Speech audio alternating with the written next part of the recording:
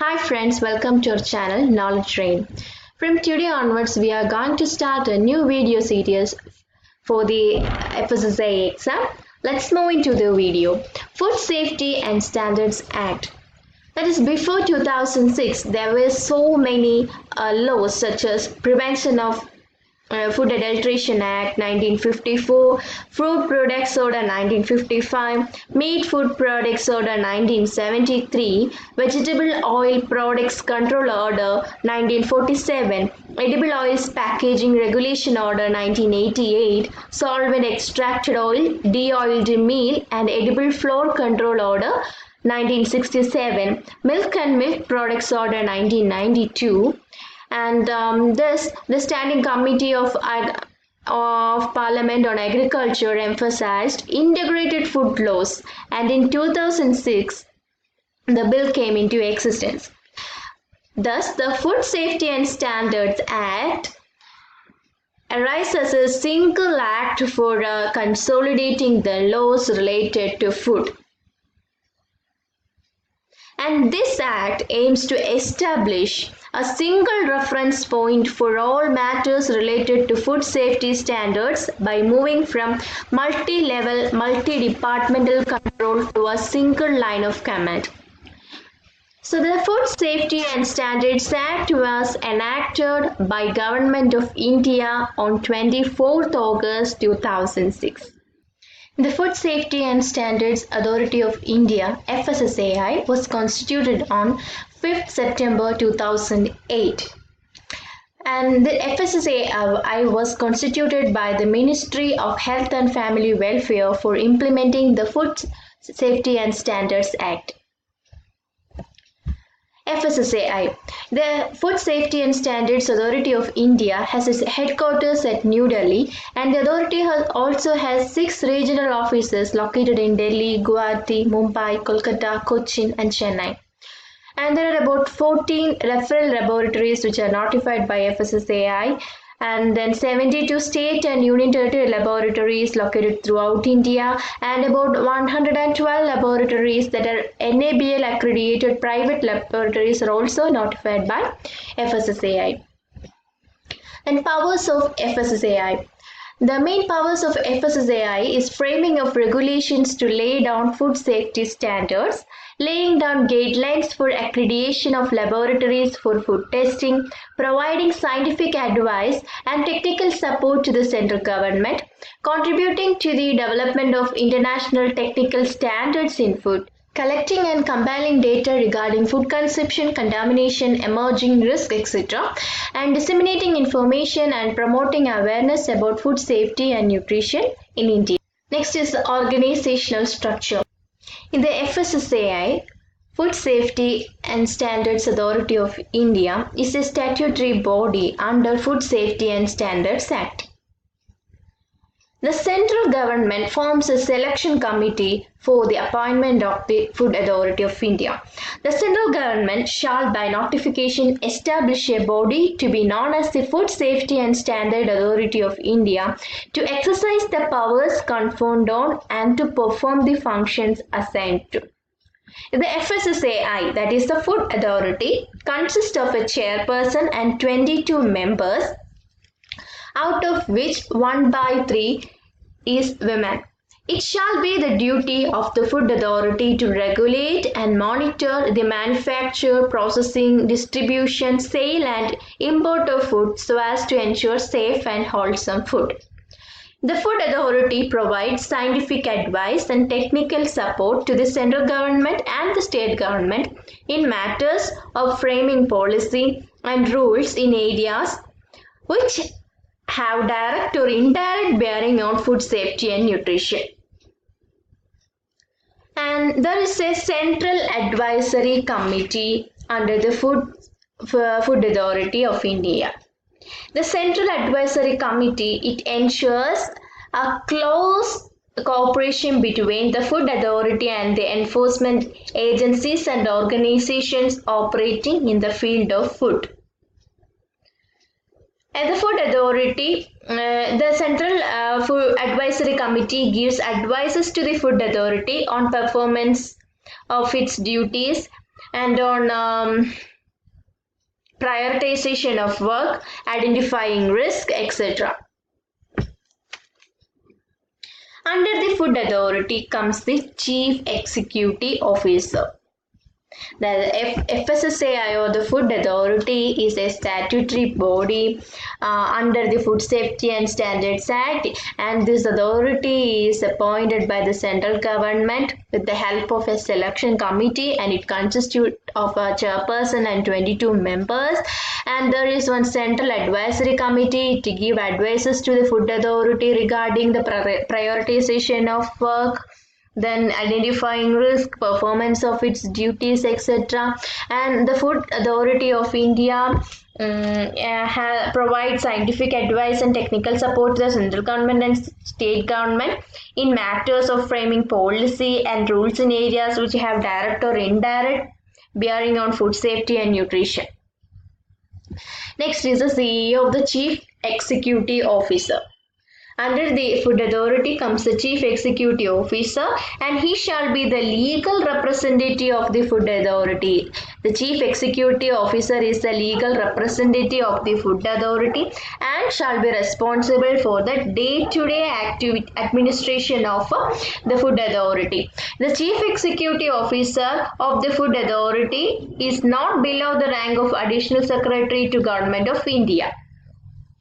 That is the responsibility of the Chief Executive Officer, and he is of not a rank below that of Additional Secretary to Government of India, and he shall be a legal representative of the Food Authority, and he shall also be responsible for day-to-day administration of Food Authority. Next is scientific panels. Scientific panels. Food Authority shall establish scientific panels which shall consist of independent scientific experts, and the scientific panel shall invite the relevant industry and consumer representatives in its deliberations. That is about scientific panel. It consists of establish the scientific experts, and the scientific panel should also invite a relevant industry and consumer representative in all its deliberations or meetings.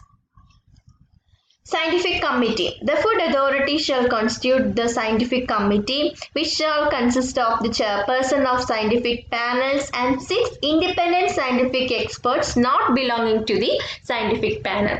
The Scientific Committee consists of experts, that is scientific experts not belonging to scientific panel, and also the chairperson of the scientific panels. The scientific committee shall be responsible for providing the scientific opinions to Food Authority and shall have the powers when necessary for organizing public hearings. Next, it is the duty of the Food Authority of India and the state food authorities to monitor and verify the relevant requirements of law are fulfilled by BFOs, that is the food business operators at all stages of food business. It is the duty of the Food Authority of India and the state food authorities to monitor whether all the relevant requirements of law are fulfilled by the BFOs, that is the food business operators at all stages of food business. Commissioner of Food Safety.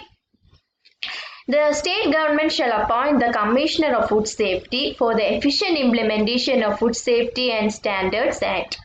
The Commissioner of Food Safety shall by order appoint the designated officer who shall not be below the rank of a sub-divisional officer and to be in charge of food safety administration in such area as may be specified by the regulations. And next comes the Food Safety Officer. The Commissioner of Food Safety shall by notification appoint such persons as he thinks fit as Food Safety Officer.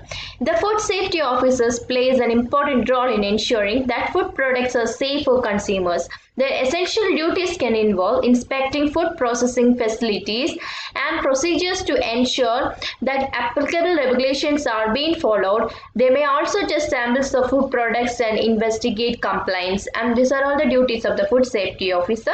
And then comes the Food Analyst. The food analyst performs standardized qualitative and quantitative tests to determine the chemical and physical properties of food and beverage products.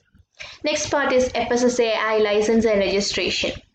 The Food Safety Standards Authority of India is India's apex food quality governing and monitoring authority. Any food business in India requires an FSSAI license. This license is a 14-digit number that must be printed on the food packaging or label. FSSAI license is a must for people involved in any kind of food business, manufacturing, processing, importers, exporters, distributors, restaurants, cafes, even a roadside food vendor. From a local food hawker to the food giants with a turnover in billions, every unit or the food business operators in India needs an FSSAI license. This FSSAI license ensures that the product manufactured or sold by your organization is quality assured, free from adulteration and substandard materials, as well as compliant with Food Safety and Standards Act. And types of FSSAI license. Different food business need to file a FSSAI license based on primarily the production capacity and their annual turnover. Different licenses require same or separate set of documents that needs to be filed. And the types of FSSAI license are FSSAI basic registration, FSSAI state license, and FSSAI central license. The FSSAI basic registration. This type of license is needed for the food business operators, that is startups, restaurant, cafes, etc. with an annual turnover up to 12 lakhs. And FSSAI state license. This type of license is needed for small to medium sized food companies which has an annual turnover of rupees 12 lakhs to rupees 20 crores. And the FSSAI central license. This type of license is mandated for food giants with an annual turnover of more than 20 crores. The FSSAI basic registration, that is the petty retailers, hawker, vendor or temporary stallholder or small scale cottage or such other industries relating to food business or tiny food business operator are accepted from obtaining license under the Act. But for food safety, registration is mandatory. Such food business operators where annual turnover is not exceeding rupees 12 lakh, for them license is not needed but registration is mandatory, and this registration is to be done by local bodies or panchayats or municipalities. Next is for state licensing systems. In case of dairy units, more than 500 liters milk up to 50,000, and in case of slaughtering units, more than 2 out up to 50 large animals, more than 10 to up to 150 small animals, etc. And in case of vegetable oil processing units, up to 2 million tons per day, and in case of retail chains operating in not more than 2 in states. Here state license is needed. And for central licensing, that is dairy units including milk chilling units equipped to handle or process more than 50,000 liquid milk per day, or 25,000 million tons of milk solids per annum.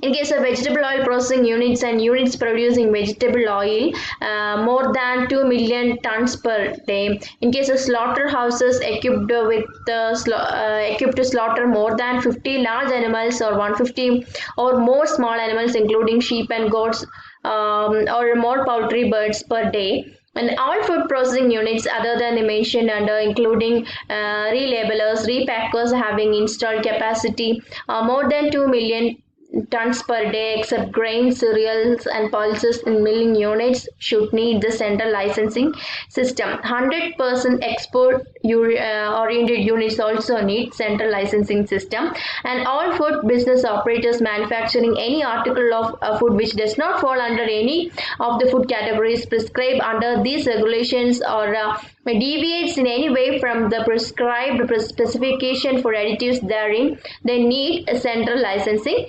system. This is about FSSAI license and registration. And thank you for listening this video. If you like this video, give us a thumbs up. Please subscribe our channel, share this video to your friends, leave your valuable comments.